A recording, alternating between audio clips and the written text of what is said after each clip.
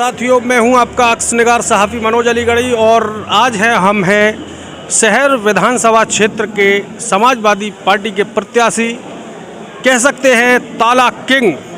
और ताला किंग से बड़ी बात है कि ये बहुत ही लोगों के हर दिल अजीज़ है, जिसमें महिला, पुरुष, बच्चे, बुजुर्ग सभी लोग इन्हें बहुत पसंद करते हैं, जिनका नाम है जफ़ार आलम साहब। आइए हम बात करते हैं जफ़ार आलम साहब से। आपका पुरखुलूस इस्तकबाल है सर हमारे कार्यक्रम में।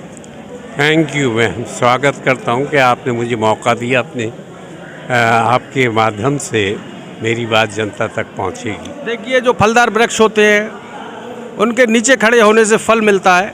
हमारी तो सर के सामने क्या बिसाते थे और हमें कितना रेस्पेक्ट कर रहे हैं, तो ये यहाँ से इनके व्यक्तित्व की शुरुआत होती है। और हम बात करेंगे कुछ चटपटे, कुछ कड़वे और कुछ मीठे सवालों के साथ। सर, आपका लग्जरी स्टाइल है और एकदम बड़े बेहतरीन व्यक्तित्व हैं आप।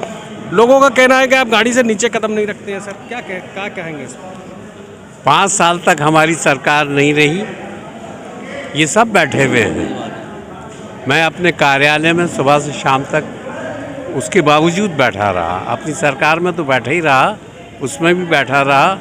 गाड़ी से कदम क्या, गाड़ी के बाहर ही बाहर हूँ मैं तो। नहीं, कुछ अभी प्रचार चल रहा था तो वहाँ पर कह रहे थे साहब बड़ी गाड़ी है और जफ़र साहब नीचे नहीं उतरते, तो मुझे लगा मुझे पूछना चाहिए आपसे। नहीं, ये गलतफहमी है और उड़ाई भी बातें हैं। जो लोग मेरे करीब हैं, मेरे पास आते हैं, बैठते हैं, वो खूब अच्छी तरह जानते हैं मैं कितना वक्त देता हूँ।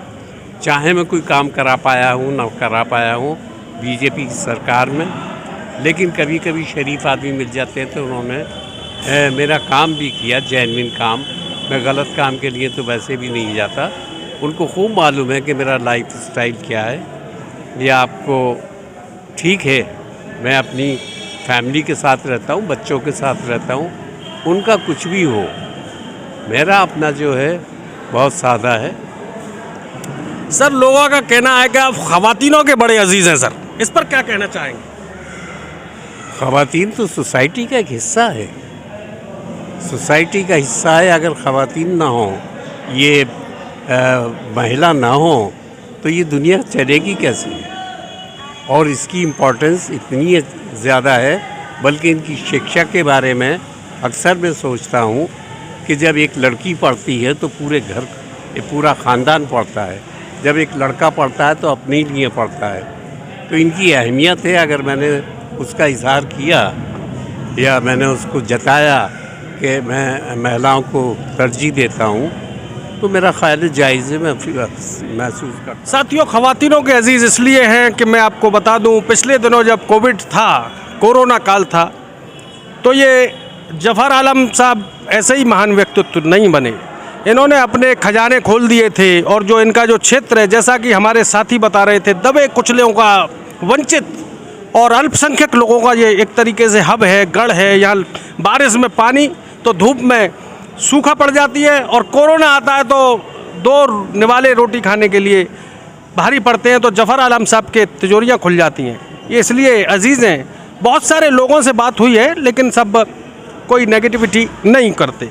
सर, पिछली बार आप चुनाव लड़े थे, दूसरे नंबर पर रहे, आखिर क्या कारण था जो एकदम ब्रेक हो गया? पब्लिक स्विच कर गई आपसे? और देखिए, कारण जो है वो ये कि यहाँ एक सेकुलर कंट्री है हमारा। बाबा अम्बेडकर ने प्रीएम्बल में ही लिखा है, India is a secular country. उससे हटके जो हमारी परंपराएं, जो गंगा जमनी तहजीब है, उसका मतलब ये कि दरकिनार करके, दरकिनार क्या, उसे कत्ल करके जो नफ़रतें फैलाई गई, उससे हमारी जो बहुत मासूम जनता है, बहुत सीधे लोग हैं, वो बहकाए में आ गए।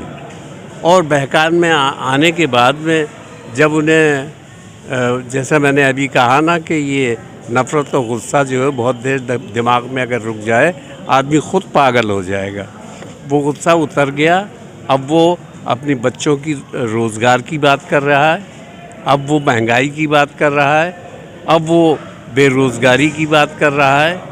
तो ये सारी जो ज़मीन की हकीकतें हैं, ये अब पहले के मुकाबले में ज़्यादा, बल्कि ये कहिए कि बीजेपी सरकार से इतनी मायूस होके कि जो वायदे किए थे, कभी किसी से कह दिया कि तुम्हें 15 लाख रुपए तुम्हारे खाते में आएंगे, कभी कह दिया कि साहब हम इतनी उत्तर प्रदेश के अंदर हर साल जॉब दिया करेंगे। अब हकीकत ये है, नहीं, ऐसे लोगों को क्या कहते हैं सर?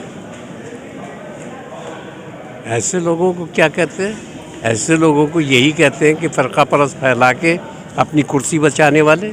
आपके ऊपर एक और आरोप है सर, सुनना पड़ेगा आपको और जवाब भी देना पड़ेगा। लोगों का कहना ये है कि जफर साहब के पास कोई प्रचार करने वाला नहीं है, वो सब फैक्ट्री के वर्कर्स को भेज देते हैं। क्या क्या कहना चाहेंगे इस पर आप?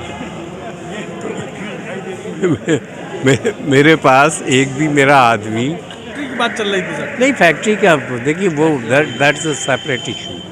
वो ये मेरे पॉलिटिकल वर्कर की तरह काम नहीं करते। जो मेरा पॉलिटिकल विंग है, जो मेरे लोग हैं, वो ही ऑर्गेनाइज़ कर रहे हैं। और बल्कि मेरी तबीयत ख़राब हो गई तो अब टोटल वो ही कर रहे हैं। मैं तो देख भी नहीं रहा, यहाँ बैठा रहता हूँ, मिलता रहता हूँ आज जैसे लोगों से।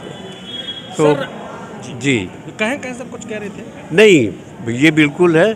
मैं इसकी मना करता हूँ कि मेरे मतलब झूठा यहाँ आरोप है ये आपका? हाँ, झूठा आरोप। अच्छा, एक आरोप और आ रहा है सर, बड़ी तेजी से फैल रहा है। लोगों का कहना है आप काफी ज़ईफ हो चुके हैं, आपको आराम करना चाहिए, राजनीति में क्यों आ रहे हैं आप? ऐसा है कि उम्र जो है वो तो जस्ट एक नंबर है। जी, वो 30 भी हो सकता है और 80 भी हो सकता है। 30, 20 और 80। जी हाँ। तो यहाँ तो 80-20 का मामला तो है। ये- फंस गए वो जाल में। नहीं, तो मैं ये कह रहा हूँ कि ये तो नंबर है। नंबर से जो है 30 साल का आदमी जो है वो हो सकता है इतना एफिशिएंट ना हो जितना 80 साल का है। आपने मोरारजी देसाई को देखा, 80 साल की उम्र में प्राइम मिनिस्टर थे और एक शिप से दूसरे शिप में अब भी उसकी फाइल फ़ोटो होंगे, मालूम हुआ कि रस्से के ज़रिए अपने आप को इधर का उधर ले जा रहे थे। वो तो क्षमता है अपनी अपनी। तो हम अगर आपको 60 साल का युवक कह दें तो कोई गलती तो नहीं है सर? नहीं, बिल्कुल नहीं, मुझे खुशी होगी आप कहिए, और मैं काम भी ऐसे ही करता हूँ।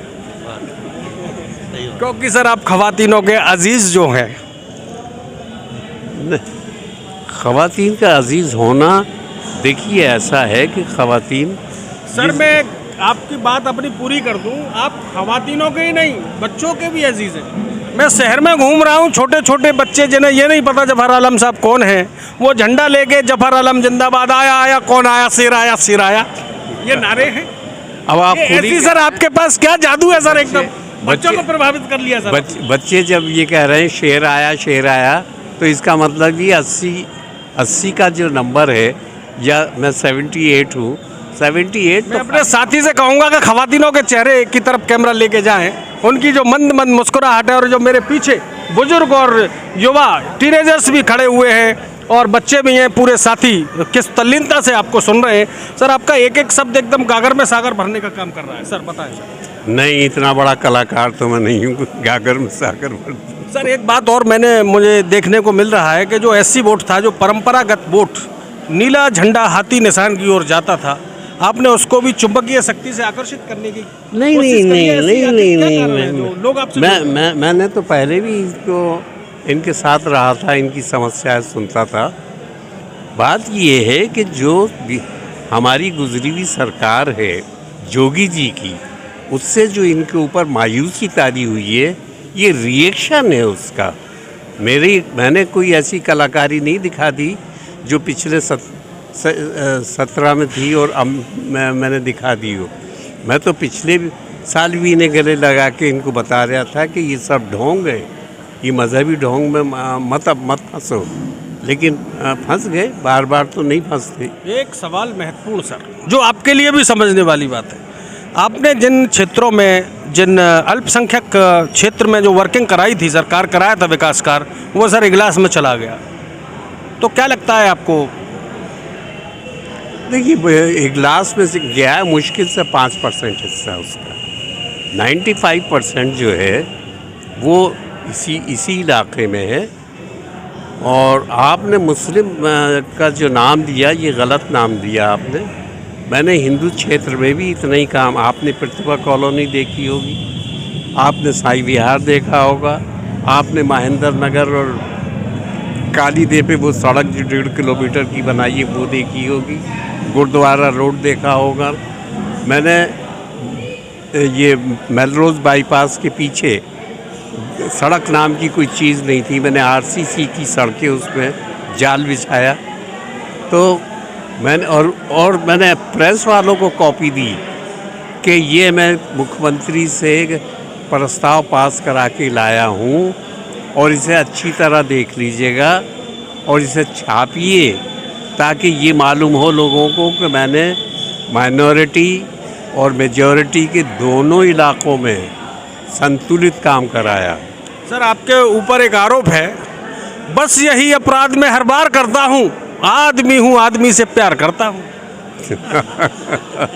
तो ये अपराध तो ज़िंदगी भर करता रहूँगा। तो साथियों, ये थे हमारे साथ जनाब मोहतरम जफ़र आलम साहब। और मैं अपनी बात ख़त्म करने से पहले बताऊंगा, ज़िंदगी तो बेवफा है, एक दिन ठुकराएगी, मौत महबूबा है अपने साथ लेकर जाएगी। तो साथियों, अच्छे काम करते रहिए और अपने मत का प्रयोग करते रहिए। अगली मुलाकात फिर होगी। बहुत बहुत धन्यवाद। जय हिंद, जिंदाबाद। कार्यकर्ता है इनकी जनाब के और काफ़ी अच्छी, बहुत बेहतर इंसान है और इनका झंडा बुलंद रहे, वो हमारी यही दुआ है। चलिए साहब, बहुत बहुत धन्यवाद इस शो में सहयोग देने के लिए।